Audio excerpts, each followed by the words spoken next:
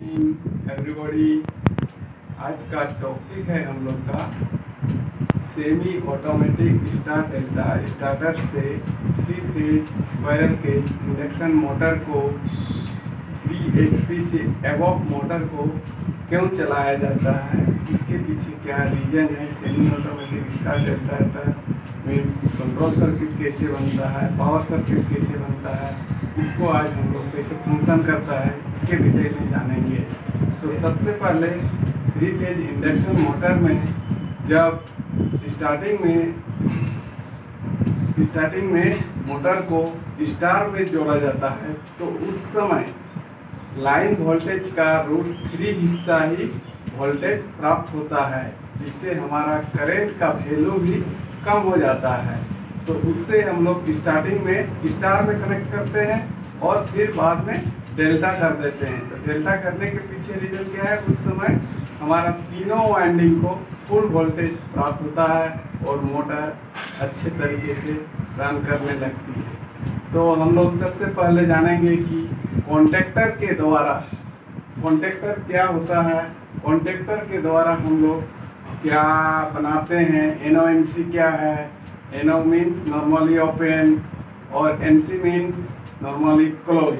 तो NONC का क्या फंक्शन है, NONC हो जाता है, NO हो जाता है, कब होता है, कैसे होता है, इसके पीछे क्या रीजन है। और एडन ब्लॉक क्या होता है। एडन ब्लॉक का मतलब होता है एक्स्ट्रा NONC।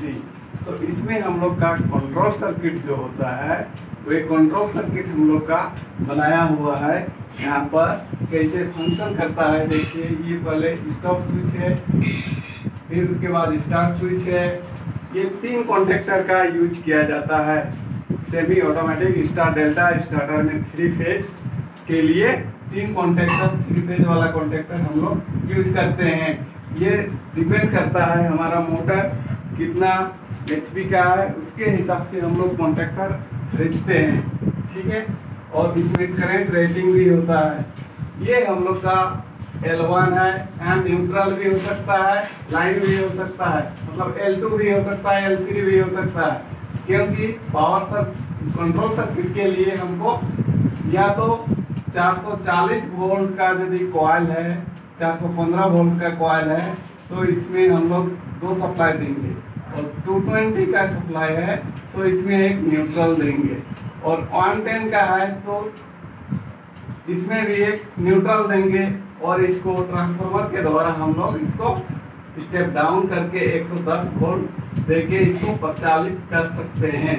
तो यहाँ देखिए सेमी ऑटोमेटिक स्टार्टर में क्या होता है कि इसमें थोड़ा निपुण ऑपरेटर की जरूरत है। सबसे पहले मोटर को हम लोग कितना देर तक दबाए हुए रखेंगे, इस बटन को प्रेस करके रखना है। स्टार्ट बटन को कुछ देर के लिए हम लोग प्रेस करके रखेंगे। जितना देर प्रेस करके रखेंगे उतना देर हमारा क्या होगा, मेन कॉन्टेक्टर और स्टार कॉन्टेक्टर दोनों ऑन होगा। कैसे होगा, यहाँ से लाइन पास करेगा और डेल्टा का NC होते हुए हमारा K3, इसका नाम दे देंगे K1, K2, K3। 3 कॉन्टेक्टर है, एक स्टार का होगा, एक डेल्टा का होगा, एक मेन का होगा। तो एट ए टाइम हमारा मेन कॉन्टेक्टर और स्टार कॉन्टेक्टर कैसे काम करता है, फंक्शन कैसे करता है। जब इसको दबा के रखते हैं तो हमारा ये कॉन्टेक्टर ऑन हो जाता है। अब देखिए यहाँ स्टॉप स्विच में यहाँ से लाइन जो आया हुआ है, स्टॉप का मतलब होता है NC से आया हुआ है K1 का आगे वाला पॉइंट में। तो यहाँ से हमारा K3 क्या है, स्टार है। तो K3 तो ऑन हो गया, K3 का मतलब स्टार ऑन हो गया। स्टार ऑन हो गया जैसे ही, तो ये लाइन यहाँ से पास करेगा और इधर से होते हुए मेन कॉन्टेक्टर को एनर्जाइज कर देगा। तो उतना देर तक हमारा, जितना देर तक दबा के रखेंगे स्टार्ट बटन को, उतना देर तक हमारा K3 और मेन दोनों ऑन हो जाएगा। जैसे ही हम लोग छोड़ देंगे तो क्या हो जाएगा, ये हमारा मेन के साथ डेल्टा चालू होगा। उस समय हमारा ये जो डेल्टा का NC था ये NO हो जाएगा और स्टार का NC होते हुए हमारा सप्लाई डेल्टा को मिलते रहेगा, जिससे हमारा मोटर डेल्टा कनेक्शन में चलते रहेगा। ठीक है, ये हो गया इसका पावर सर्किट। तो उस समय हम लोग का मोटर में ये 3 फेज जो होता है, 3 फेज वाइंडिंग होता है मोटर में। तो 3 फेज वाइंडिंग में हम लोग सबसे पहले तो इसका टर्मिनल फाइंड आउट करते हैं। ठीक है, तो ये हो गया A1, A2, B1, B2, C1, C2। तो इसमें हम लोग का कैसा होता है कनेक्शन, देखिए B1, A2, C1, B2 और A1 हमारा चल जाएगा, कहाँ चल गया है, A1, C2, A1, C2। तो देखिए यहाँ कनेक्शन देखिए RYB, R का A1 जो होता है ये यहाँ ये कॉन्टेक्टर ऑन हो जाता है, तो ये किसके साथ जाता है, C2 के साथ। B1 किसके साथ जाता है, B1 हमारा A2 के साथ, तो B1 A2 के साथ है, यहाँ भी है। ठीक है, और C1 जो है ये हम लोग का A2 के साथ है, C1 जो है A2 के साथ, C1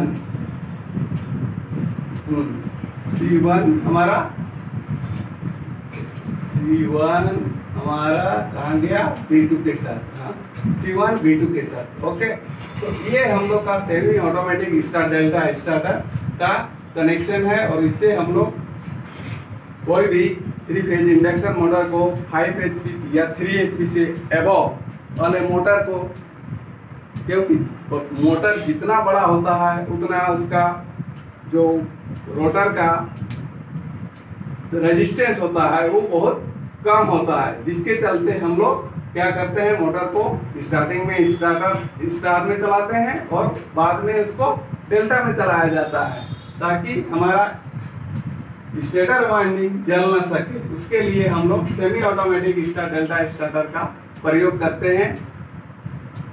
ये semi automatic star delta starter हम लोग घर में खुद से बना सकते हैं और इसका कनेक्शन भी कर सकते हैं, और हम लोग मोटर को चला सकते हैं।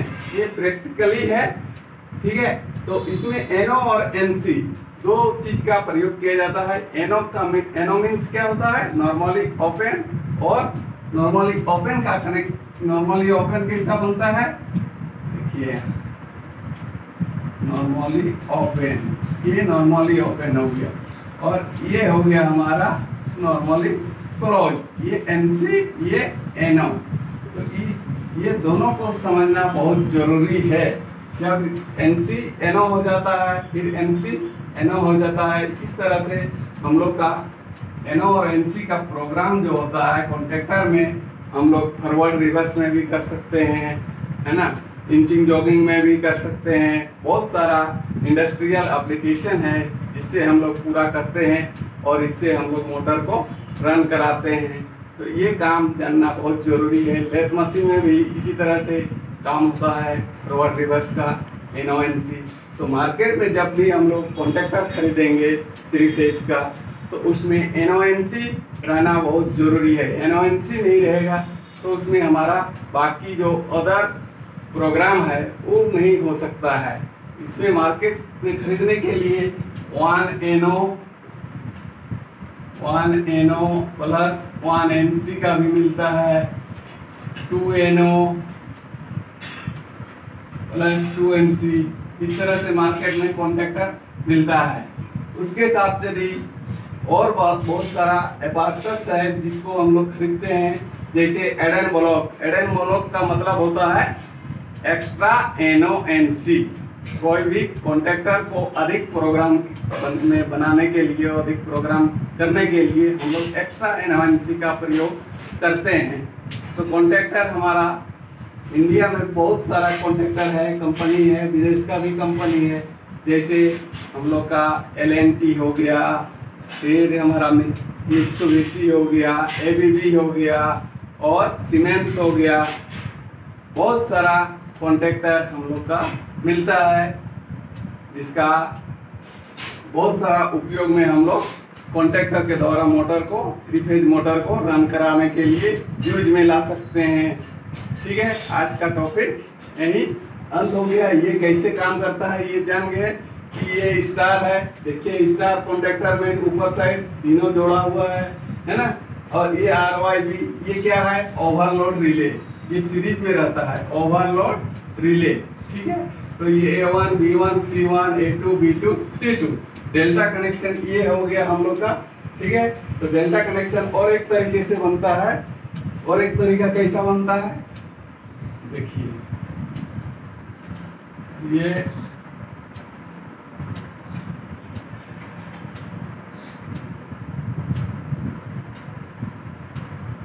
ये मान लीजिए A1 है, A2 है, B1 है, B2 है, C1 है, C2 है।